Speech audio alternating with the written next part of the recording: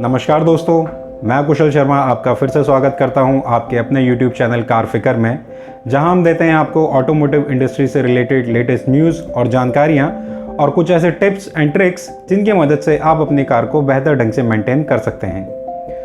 दोस्तों, आज की डेट में ग्लोबल ऑटोमोटिव इंडस्ट्री आज की डेट के सबसे बड़े क्राइसिस यानी कि सेमीकंडक्टर चिप शॉर्टेज से जूझ रही है। सेमीकंडक्टर चिप शॉर्टेज होने की वजह से जो वर्ल्ड वाइड जो कार मैन्युफैक्चरर कंपनियां हैं वो डिमांड के अगेंस्ट अपनी सप्लाई को पूरा नहीं कर पा रही हैं। हो सकता है आपने भी अपनी नई कार अगर पिछले कुछ महीनों में बुक कराई हो तो डीलर की तरफ से आपको ये सुनने को मिला हो कि आपकी गाड़ी की डिलीवरी बहुत ज़्यादा लेट होगी या नहीं हो पाएगी, उसने बुकिंग लेने से ही इनकार कर दिया हो, जिसका रीज़न कहीं ना कहीं less production due to the shortage of semiconductor chip हो सकता है। एक्सपर्ट्स की अगर माने तो सन 2021 में वर्ल्ड वाइड ऑटोमोटिव मैन्युफैक्चरर्स को इस सेमीकंडक्टर चिप शॉर्टेज की वजह से 210 बिलियन यूएस डॉलर का नुकसान होने वाला है। जो लोग डायरेक्ट या इनडायरेक्ट किसी भी तरह से ऑटोमोटिव इंडस्ट्री से जुड़े हुए हैं वो इस क्राइसिस को बहुत अच्छी तरीके से जानते हैं। इसीलिए आज का वीडियो हमने सरल भाषा में अपने दर्शकों के लिए बनाया है ताकि वो इस क्राइसिस का रीज़न समझ सकें। तो आज के वीडियो में हम बात करेंगे कि सेमीकंडक्टर जो चिप है वो क्या होती है, ऑटोमोटिव व्हीकल्स में इसका क्या यूजेस है और क्यों इसकी शॉर्टेज का इतना बड़ा क्राइसिस जो है वो पैदा हो गया है और ये ऑटोमोटिव इंडस्ट्री को ही ज़्यादा हैम्पर क्यों कर रहा है। तो आज का वीडियो शुरू करते हैं, वीडियो को पूरा ज़रूर देखिएगा। दोस्तों, आपके मन में भी प्रश्न ज़रूर आ रहा होगा कि सेमीकंडक्टर चिप आखिर होती क्या है। Semiconductor chip is a device which is designed to manage and control the flow of current in any electronic equipment or component। सरल भाषा में अगर मैं आपको समझाऊं तो जैसा कि इसके नाम से ही प्रतीत होता है सेमीकंडक्टर। दोस्तों, कोई भी मेटल या कोई भी सब्सटेंस जिसमें से करंट फ्लो कर सकता है उसे कंडक्टर कहा जाता है और जिसमें से करंट फ्लो नहीं कर सकता उसे इंसुलेटर कहा जाता है। लेकिन सेमीकंडक्टर जो सब्सटेंसेस होते हैं उसमें कंडक्टर और इंसुलेटर की मिली-जुली प्रॉपर्टीज होती हैं। इसी विशेषता के कारण इसका इस्तेमाल इलेक्ट्रॉनिक डिवाइसेस में बहुत ज़्यादा किया जाता है। इसकी इस विशेष प्रॉपर्टी के कारण किसी भी इलेक्ट्रॉनिक डिवाइस में करंट के फ्लो को मैनेज और कंट्रोल सेमीकंडक्टर चिप के द्वारा किया जा सकता है। अपने डे टू डे लाइफ में आप अगर देखेंगे तो शायद ही कोई ऐसी इलेक्ट्रॉनिक डिवाइस हो जिसमें सेमीकंडक्टर चिप का इस्तेमाल ना होता हो। फिर चाहे वो लैपटॉप्स हों, आपका ऑटोमोटिव व्हीकल्स हों, आपके घर की वॉशिंग मशीन, फ्रिज या एसी हो, और आर्टिफिशियल इंटेलिजेंस हो या डिजिटल कैमराज हो, मतलब कोई सा भी ऐसा इलेक्ट्रॉनिक डिवाइस जिसका आप नाम लें और उसमें सेमीकंडक्टर चिप का इस्तेमाल ना होता हो, ऐसा नहीं हो सकता। तो आप समझ सकते हैं कि हमारी डे टू डे लाइफ में इस चिप की क्या विशेषता है, क्या कितनी महत्वपूर्ण है ये सभी इलेक्ट्रॉनिक डिवाइसेस के लिए। दोस्तों, मॉडर्न डे में अगर ऑटोमोटिव व्हीकल्स में सेमीकंडक्टर चिप के यूजेस की बात करें तो सेमीकंडक्टर चिप का करंट डेट में जितने भी व्हीकल मैन्युफैक्चर हो रहे हैं उसमें बहुत ज़्यादा इस्तेमाल किया जाता है। आप सभी जानते हैं कि आज की डेट में जितनी भी गाड़ियाँ आती हैं उसमें जितने भी फीचर्स हैं वो सभी इलेक्ट्रॉनिक कंट्रोल यूनिट्स के द्वारा कंट्रोल किए जाते हैं। फिर चाहे वो एंटरटेनमेंट सिस्टम हो, इंफोटेनमेंट सिस्टम हो, एसी सिस्टम हो, keyless entry system, safety system, connected features और तमाम तरह के सेंसर्स और कंट्रोल यूनिट्स जिसमें इस सेमीकंडक्टर चिप का बहुत ज़्यादा इस्तेमाल किया जाता है।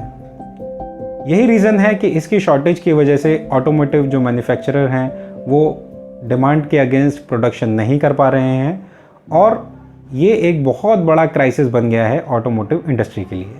दोस्तों, अगर बात की जाए कि ये क्राइसिस आखिर पैदा कैसे हुआ तो yes, covid pandemic was the primary reason जिसकी वजह से ये क्राइसिस पैदा हुआ, बट कुछ और फैक्टर्स ने मिलकर इसको एक स्नोबॉल इफेक्ट दे दिया और धीरे धीरे ये क्राइसिस बहुत बड़ा बन गया। कैसे, मैं विस्तार से आपको बताता हूँ। दोस्तों, कोविड-19 पैंडमिक की वजह से जब वर्ल्ड वाइड अलग अलग कंट्रीज़ में लॉकडाउन लगाया जा रहा था उस टाइम पे ऑटोमोटिव जो प्रोडक्शन था ग्लोबली वो बहुत ज़्यादा कम हो गया था या ना के बराबर हो गया था। वहीं चिप मैन्युफैक्चरिंग कंपनीज़ को भी लॉकडाउन्स की वजह से अपना प्रोडक्शन वो नहीं कर पा रही थी। लेकिन दूसरी ओर IT industry work from home के कल्चर की वजह से लगातार काम कर पा रही थी। इसके अलावा लॉकडाउन्स की वजह से बहुत सारे लोग अपने घरों में ज़्यादातर समय बिता रहे थे, जिसकी वजह से गेमिंग कंसोल्स, प्ले स्टेशंस और बाकी इंटरनेट डिवाइसेस की मांग बढ़ने लगी थी। वहीं क्रिप्टो करेंसीज़ का भी एक ट्रेंड बहुत ज़्यादा पिछले 1-2 साल में बढ़ा था, जिसकी वजह से क्रिप्टो करेंसीज़ माइनिंग के लिए आपका ग्राफिक कार्ड और बाकी इंटरनेट डिवाइसेस की जो है डिमांड बहुत ज़्यादा बढ़ गई थी। तो जैसे ही लॉकडाउन के बाद इन कंपनीज़ ने अपना प्रोडक्शन स्टार्ट किया, चिप मैन्युफैक्चरिंग कंपनीज़ ने, तो एक और जहां ऑटोमोटिव इंडस्ट्री से उनको बहुत कम डिमांड आ रही थी, वहीं IT industry, gaming console industry या इंटरनेट डिवाइसेस बनाने वाली कंपनी से बहुत ज़्यादा डिमांड आने लगी थी। तो उन कंपनीज़ के लिए ऑटोमोटिव इंडस्ट्री एक तो प्रायोरिटी लिस्ट में सबसे नीचे आ गई। दूसरा, बाकी इंडस्ट्री से डिमांड इतनी ज़्यादा आने लगी थी कि वो अपना पूरा प्रोडक्शन करने के बाद भी उनकी जो सप्लाई है उसे पूरा नहीं कर पा रही थी।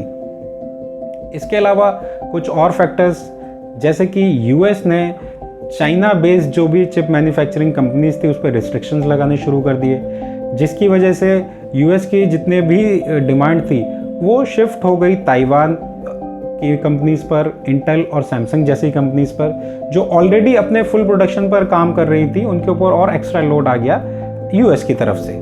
इसके अलावा ताइवान, जो कि वर्ल्ड लीडर है सेमीकंडक्टर चिप मैन्युफैक्चरिंग में, वो 2021 में पानी के सूखे के कारण पानी की कमी से जूझ रहा था। दोस्तों, सेमीकंडक्टर चिप की जब मैन्युफैक्चरिंग की जाती है तो उसमें पानी का बहुत ज़्यादा इस्तेमाल किया जाता है। तो जहाँ ताइवान एक तरफ पानी की कमी से जूझ रहा था, तो उसकी वजह से वो सेमीकंडक्टर चिप्स का प्रोडक्शन अपनी फुल स्ट्रेंथ के साथ नहीं कर पाया।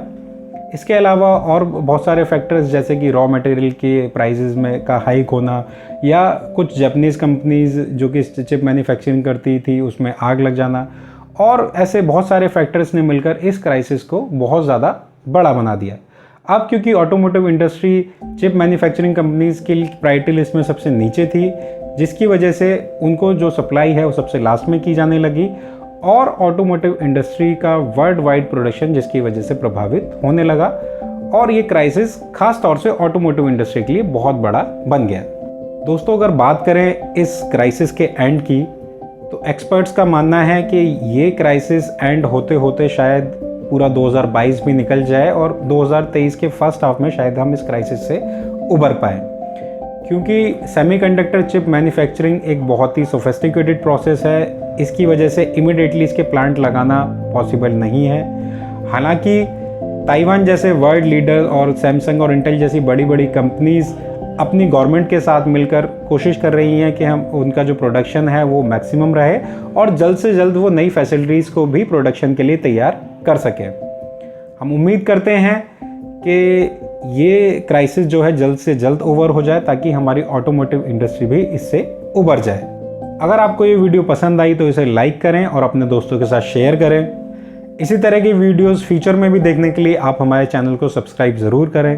अगर आपके कोई फीडबैक या सजेशन है तो आप उन्हें कमेंट बॉक्स में हमें बता सकते हैं, और इस क्राइसिस के रिगार्डिंग अगर आपके कोई क्वेश्चंस हैं तो वो भी आप कमेंट बॉक्स में हमसे पूछ सकते हैं। मिलते हैं अगले वीडियो में। नमस्कार।